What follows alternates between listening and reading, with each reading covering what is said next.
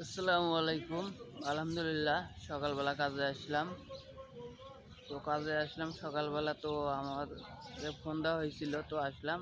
একজনও নেই কাজের জন্য, তো আমি একা একা বসে আছি।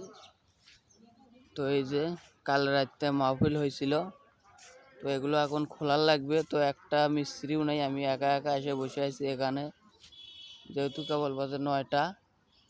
তো এখন পর্যন্ত কাপড় শুকায়নি, কাপড় শুকালে খোলানো লাগবে, তো আরও লোকজন আসবে। তো এই জন্য একা একা বসে আছি আমি। তো দেখা যাক কখন আসে ওরা। তো ওরা আসলে আর কি আমরা এই কাপড়গুলো খোলা শুরু করব।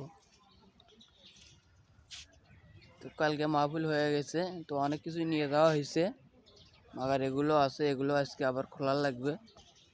তো যেহেতু এগুলো তো আর রাখা যাবে না, তো এই জন্য আসলাম। তো দেখা যাক কতদূর কী করতে পারি আজকে।